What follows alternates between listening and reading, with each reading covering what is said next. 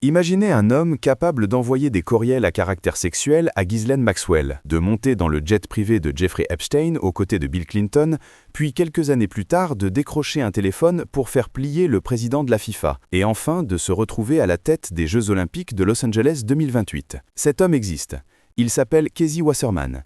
Et ce que je vais vous révéler dans cette vidéo, c'est comment un seul individu a réussi à tisser une toile entre le crime organisé, la politique américaine et le sport mondial, sans que personne ou presque n'ose prononcer son nom. Et c'est justement ce silence qui m'a alerté. Parce que quand des titres comme Libération ou Le Point commencent à creuser un dossier, et que dans le même temps toute la presse sportive spécialisée reste muette, ça ne veut pas dire qu'il n'y a rien à raconter. Ça veut dire que quelqu'un a suffisamment de pouvoir pour faire taire ceux qui devraient parler. Et ce quelqu'un, c'est le groupe Wasserman. Alors avant d'entrer dans le vif du scandale, il faut comprendre ce que représente réellement ce groupe. Parce qu'on ne parle pas ici d'une petite agence de joueurs installée dans un bureau à Londres. On parle d'un empire. 65 bureaux dans 26 pays. Une valorisation en milliards de dollars, adossée à des fonds d'investissement. Et surtout, un écosystème qui dépasse largement le sport. Le groupe Wasserman, c'est le football, oui, mais c'est aussi la musique avec des artistes comme Pharrell Williams, c'est le cinéma, c'est le marketing d'influence. C'est un conglomérat qui contrôle la narration, qui décide ce qu'on voit, ce qu'on entend et surtout ce qu'on ne dit pas. Leur stratégie d'expansion a été méthodique. D'abord, ils ont verrouillé les grandes ligues américaines, la NBA, la MLB, la NHL. Puis, ils ont lancé une offensive sur le football européen. Historiquement, ils se sont appuyés sur des figures comme Michael Owen ou Steven Gerrard en Angleterre. Aujourd'hui, leur hégémonie est totale. Ils représentent des entraîneurs comme Mikel Arteta, des joueurs comme Federico Valverde, Ilia Zabarni, Malo Gusto, des actifs majeurs du football mondial. Et derrière cette façade de réussite professionnelle se cachent des connexions que personne dans ce milieu ne veut regarder en face. Parce que Casey Wasserman n'est pas simplement un homme d'affaires brillant, c'est un homme dont les liens avec le réseau Epstein et Maxwell sont documentés, factuels et profondément troublants. L'enquête a mis au jour une correspondance avec Ghislaine Maxwell au début des années 2000, des échanges de courriels à caractère explicitement sexuel. Wasserman y fantasmait sur Maxwell dans une tenue en cuir moulant. Maxwell, de son côté, évoquait des massages suggestifs. On ne parle pas ici de rumeurs ou de oui-dire, on parle de pièces versées au dossier. Et puis, il y a ce voyage en 2003, un voyage en Afrique à bord du jet privé de Jeffrey Epstein, celui que le monde entier connaît sous le nom de Lolita Express. À bord, ce jour-là, Bill Clinton est l'épouse de Wasserman à l'époque. Alors bien sûr, Wasserman a sorti la défense classique. Il dit qu'il ne savait rien des activités criminelles d'Epstein. Mais soyons sérieux, dans le monde où évolue Casey Wasserman, l'information est la monnaie d'échange principale. La réputation, c'est le carburant.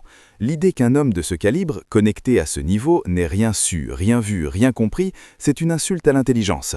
D'autant que ce schéma de comportement n'est pas isolé. En 2024, un scandale a éclaté à l'intérieur même de l'agence Wasserman.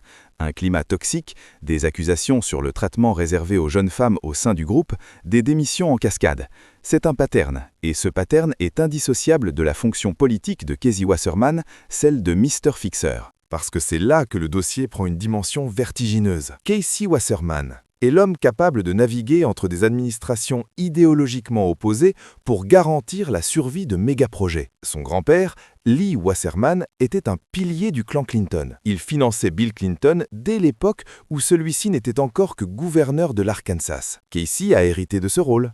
Il a été collecteur de fonds pour Hillary Clinton en 2016. Mais voilà le génie du personnage. Il a réussi à se rendre tout aussi indispensable auprès de l'administration Trump pour sécuriser le dossier des Jeux Olympiques de Los Angeles 2028. Il est devenu le pont entre l'establishment démocrate de Californie et le pouvoir fédéral républicain. Et malgré le lâchage récent de la mairie de Los Angeles et les pressions politiques locales, il conserve le soutien indéfectible du mouvement olympique, un mouvement dont les codes de fonctionnement relèvent parfois du quasi-sectaire. Mais attendez, parce que son influence ne s'arrête pas aux frontières américaines. Sous la présidence de Gianni Infantino, on assiste à ce qu'il faut bien appeler une américanisation de la gouvernance de la FIFA. Depuis le séisme du FIFA Gate, l'instance internationale est paralysée.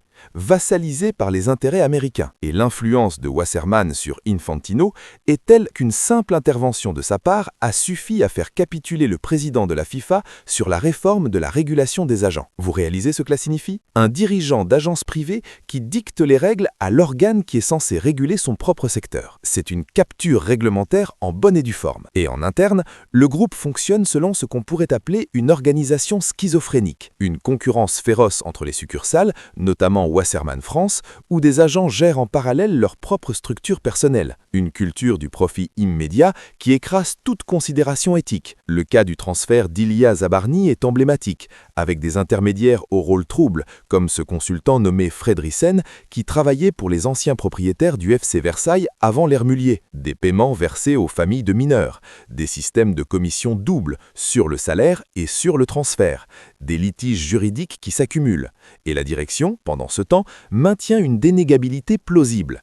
Elle ferme les yeux, elle laisse faire, et quand ça explose, elle pointe du doigt les agents de terrain. Mais le plus glaçant dans tout ça, c'est que le cas Wasserman n'est même pas une anomalie.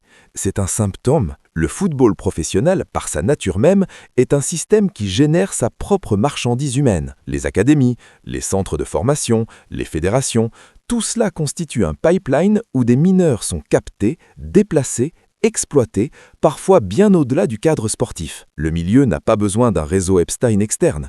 Il possède déjà ses propres structures prédatrices. Regardez Jonathan Barnett, le fondateur de Stellar Group, l'une des plus grandes agences concurrentes.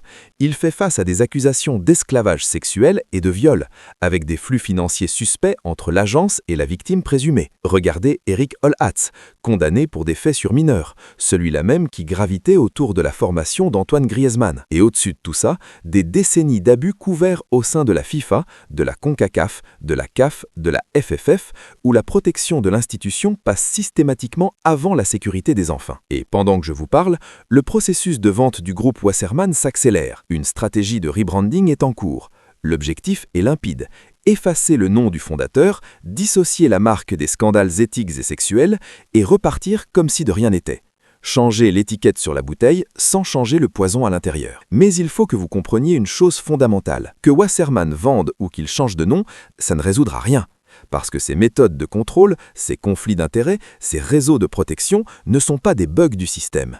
Ils sont le système. Ils sont inscrits dans l'ADN du sport business de haut niveau. Les têtes peuvent tomber, les entreprises peuvent être rebaptisées, mais la machine de prédation, elle, continuera de tourner tant qu'on refusera de regarder ce qu'il y a vraiment derrière le spectacle. Et si cette vidéo vous a ouvert les yeux sur ne serait-ce qu'une fraction de cette réalité, alors partagez-la, parce que le silence, c'est exactement sur quoi ces gens comptent.